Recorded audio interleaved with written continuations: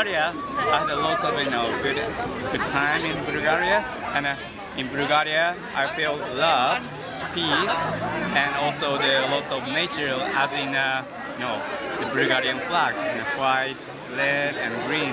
I feel lots of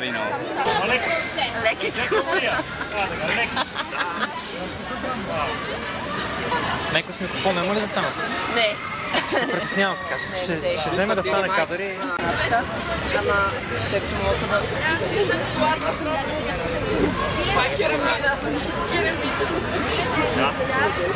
Това ни е най-големият капитал. Умните деца, които имаме, и прекрасната природа, която имат много малки страни. Гордеем се с това и това смятам, че е и нашето бъдеще. Yes, this is true that our biggest capital is our children, but they are very intelligent and our very, very beautiful and rich nature, and we are proud of it. And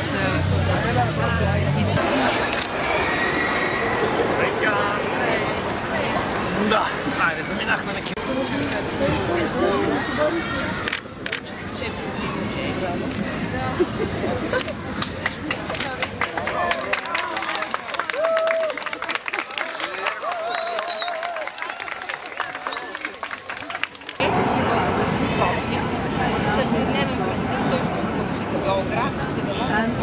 Peace exists between human, but also peace exists between human nature too. Мира е както между хората, така и между хората и природата. So now the time, as the Bulgarian people do, across the country, across the religion, across the gender, everything, and across the human being, insect, bird, every creature, we can live together. И всички ние, както виждаме и в България, можем да живеем заедно, както между хората, между религиите да има мир, между различните полове, между хората и природата и птиците. Because we all live in the same Mother Earth. Защото всички ние живеем на майката Земя. We are all family. Всички ние сме семейство. So I hope the Bulgarian people do more good action for the peaceful protection environment. И се надявам, и се радвам, че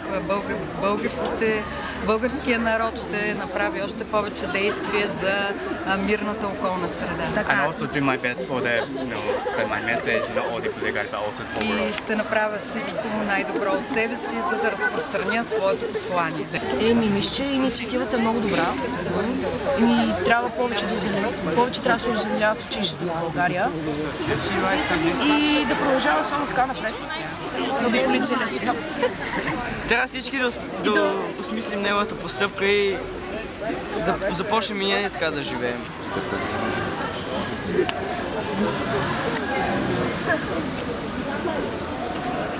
Станат високи и се получава не с 1 метър трябва. Да озеленим местата, където живеем, там около блоковете, градинките, да се опитаме малко да почистим. Най-важното е да не замърсяваме природата, защото постоянно в България особено много места са пълни с боклици и не само да съдим дръвчета и да озеленяваме природата и да я пазим чиста.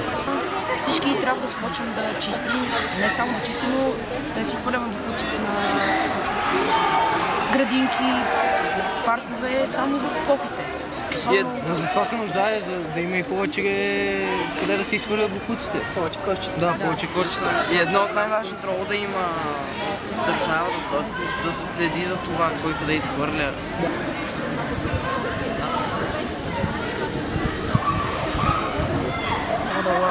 So this action is from my teacher. So originally my teacher working around the world for spreading peace and environment message. This ideas came from my teacher. Yes. Okay. Thank you very much. Thank you. Thank you. Okay, thank you so much. Okay, thank you so much. Have a nice trip. Thank Have you. a nice trip. Thank you so much. Thank you. Thank you.